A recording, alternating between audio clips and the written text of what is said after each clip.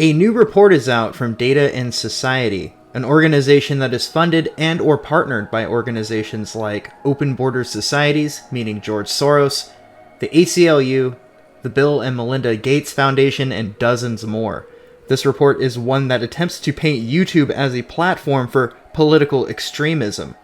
The report complains that people on the internet are able to share their ideas, and this allows ideas they don't like to flourish against their wishes. Just from the title alone, you can sense the bitterness. Alternative Influence, broadcasting the reactionary right on YouTube. Rebecca Lewis, published September 18th, 2018. The translated version reads, "We can't debate you. We always lose." This report is part of the Media Manipulation Initiative at Data and Society, as it reads at the bottom of the page. This report is not only poorly researched, but factually incorrect. It claims, through their infographic, that Tim Pool collaborated or participated in a stream with Destiny, which Tim Pool outright denies. I can only imagine what else they got wrong in their report, especially since their measurement of influence is pretty much obsolete. But I'll get to that a little bit later. First, let's take a look at the first bit of the report. New Data and Society report, Alternative Influence, broadcasting the reactionary right on YouTube, by researcher Rebecca Lewis, presents data from approximately 65 political influencers across 81 channels to identify the Alternative Influence Network, AIN, as alternative media system that adopts the techniques of brand influencers to build audiences and sell them political ideology. Alternative Influence offers insights into the connection between influence amplification, monetization, and radicalization at a time when platform companies struggle to handle policies and standards for extremist influencers.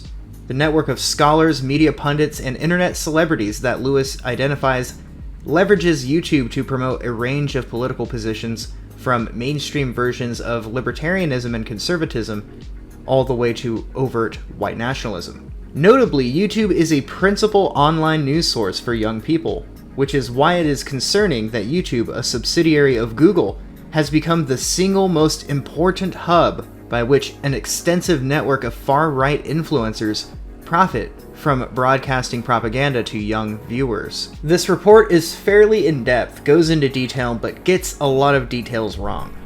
That excerpt, by the way, was on the website, not included in the report itself. Here you can see some of the YouTubers it listed as influencers. Here it has the influencer name on the left, channel name in the middle, and the series name, if there is one, on the right.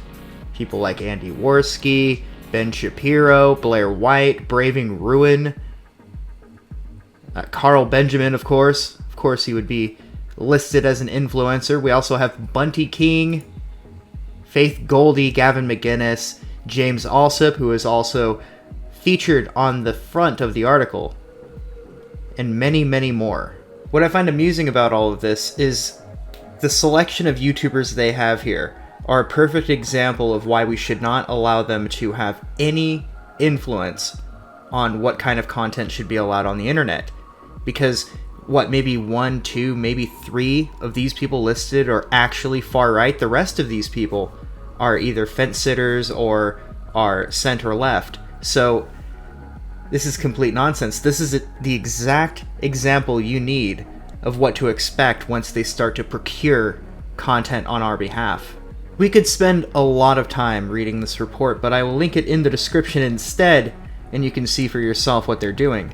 I don't want to waste your time or mine being redundant and saying things that are obvious to people who keep up with the news cycle. I will, however, summarize what I read. The report breaks down the idea of hard-hitting debates from the lens of a hyper-leftist, digested for normal, everyday people who are completely unaware of this subculture on YouTube. This way, when somebody sees a report like this one, they'll take it at face value, especially if they're unaware with everything. The truth is, people enjoy entertainment. People like to learn, but people like to be entertained more. Right now, one side of the political spectrum is unable to be anything but outraged. More than anything, this is what is creating a push to the right on digital platforms. The growth of the right is a result of the left losing debate after debate, and now their ideas have lost, and even their desperate attempts to appeal to emotion fall flat. They have been reduced to kicking their feet and screaming, demanding that people they dislike or even associate with those they dislike in any way should be unpersoned from the internet, much like Alex Jones was. What people like the author of this report, Rebecca Lewis, and her associates want is for Google and YouTube to tighten their restrictions even further, which will of course affect everybody on the platform. They don't care about this though. They only care about silencing those that they do not wish to hear from. Another figure that is at the center of this report is a massive woman, quite frankly, named Joan Donovan, a woman who recently spoke at the Council on Foreign Relations. Here is a short clip from her panel appearance there.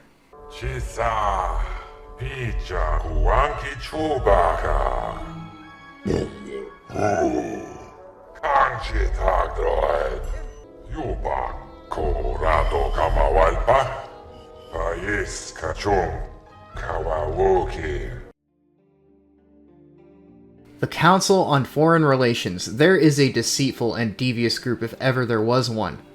There are so many players in this. You have George Soros and Open Societies, you have the ACLU, the many YouTubers listed in this article, as well as a woman who is directly associated with the Council on Foreign Relations. How deep does this rabbit hole go?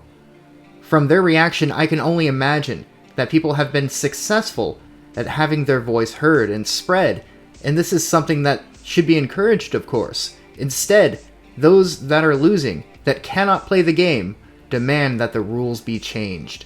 Now, let's take a closer look at that infographic I mentioned earlier that is included in the report. Here's that infographic. Now, the first thing I wanted to point out is just how insane this looks. This looks like something someone would have drawn after 8 hours being up all night on Adderall. But as you can see, Andy Worski is the biggest dot, apparently having the most influence due to the success of Worski Live when he still had fiery debates. Now, Carl Benjamin is about maybe second or third. You have Stefan Molyneux and Roaming Millennial, Steven Crowder, Lauren Southern. And their influencer status is based on appearances on different streams. So the lines represent a single appearance from one person's stream or another person's stream. So it's a lot of guilt by association. But the other thing, you'll notice that people of a certain tribe are all in the same area. Just really makes you think, why are they shuffling off a certain group of people into their own area? I don't know. It's not a good look, I would say. Not a good look. But hey, Mundane Matt made the, he made the cut. He has, like, I think 4 or 5 lines of live streams with people, so definitely people like Blair White, Some Black Guy, Mundane Matt, Bunty King, these people from Data and Societies, these George Soros employees, feel the need to shut them down. Really makes you wonder who else they're coming after. The other thing I wanted to mention is that Andy Worski is listed as the most influential person in this report. Worski recently changed up his entire format, no longer making content in politics.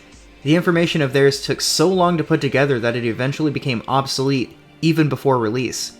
Notice how many other popular shows that book controversial guests aren't even listed? This is a clear call to Google and YouTube to change the live streaming format to fit the demands of some George Soros employees, not the average everyday person. They argue that people are not able to decide for themselves, and that this content manipulates people and the media itself. Kind of ironic coming from the Media Manipulation Initiative at Data and Society. They sound bitter that although they have been trying, they have been unable to do this themselves. They want to control what people watch, what people think, and this is just the beginning. Well, that'll be it for now, but I will be back either later today or perhaps tomorrow for a video talking about Anderson Cooper, Anderson Mockingbird Cooper. But here it is, your moment of clarity. In the platform, you have 26 companies working in concert, violating the Sherman Antitrust Act, and now Senator Warner and Senator Wyden have said, quote, there's thousands of sites worse than Alex Jones. So we're becoming like Cuba, we're becoming like Vietnam, we're becoming like China. So regardless of what people think about me or the straw man, should I have a First Amendment, or should these companies be able to violate the whole Safe Harbor Act and all that, and then ban conservatives en masse? I don't know anything about your site. No, but about the First Amendment. Yeah, I support the First Amendment. Countries above everything else. It's so hard about it. You're a terrible You sound like an person. 8th grade. You're a bad person. You sound like We're an gonna 8-year-old. yell at you. We're gonna yell at you and make you feel bad. You're not supposed to talk back. You're supposed to just be a meme. And you're not going to pull all our kids down with you, and you're failing, and life's coming back, Oh, go get your tan. and humanity's coming back. Humanity's coming back. Your culture of death is over. Because Rubio got so mad at me. there's a physically. balance between what is free speech and what people disagree on. Poor Rubio. I'm sorry, we gotta go. Yeah, man, I gotta go to the committee. You guys can talk to this clown. Oh yeah, looks like a little frat boy. So cool. Go back to your bathhouse. Compromise at the bathhouses. There goes Rubio, little punk. Anyways, trolls. Hey, Alex Jones, screw you. Look at this right here. The guy that goes around policing and calling for censorship, and then claims that Trump's wrong. There's no censorship of conservatives or patriots. You are incredibly shameful. How are you doing, Alex? You're not the media. You are fake news. You are the criminal news network. You engage in racketeering, trying to shut down real news, real information. You engage in lying and fraud to your audience on a premeditated, continual basis. You got some damn evil eyes, son. Say something embarrassing? Look at you. You and Stelter get force-fed by Twitter. You get like 100 retweets because CNN's a joke. CNN's like government cheese. It literally is just force-fed to everyone everywhere. Everyone's sick of it.